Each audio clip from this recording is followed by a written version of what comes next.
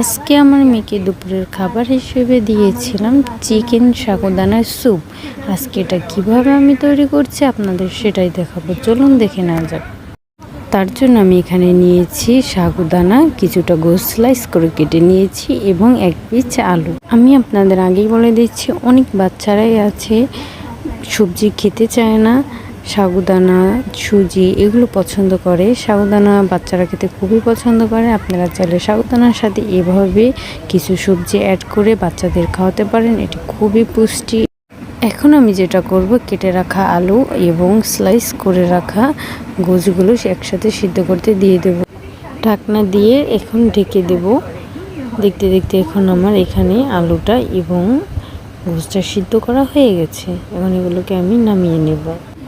এগুলোকে একটি ছেঁকনির সাহায্যে আমি ছেঁকে নিলাম। এখন এগুলোকে এক সাইডে রেখে ধুয়ে রাখা সাগুদানাগুলো আমি এখন ফোটাতে দিয়ে দেবো।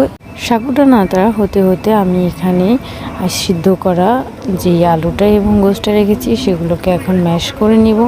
আমি আলুটা একটি কাঁটা চামচের সাহায্যে ম্যাশ করে নিতেছি, আপনারা দেখতেই পাচ্ছেন, এবং হাত দিয়ে গোশটাকে ম্যাশ করে নিয়েছি। এবং এখানে দেখতে দেখতে আমার সাগুদানাটাও হয়ে গেছে।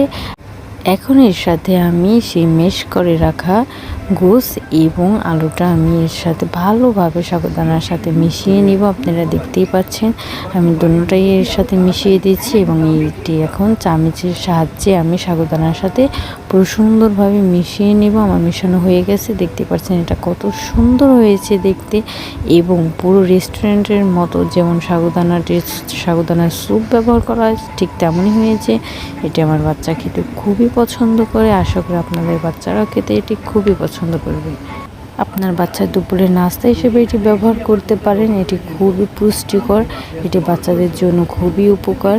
তো আপনাদের যদি এই ভিডিওটি ভালো লেগে থাকে তাহলে অবশ্যই লাইক করবেন এবং চ্যানেলে নতুন হয়ে থাকলে সাবস্ক্রাইব করতে ভুলবেন না।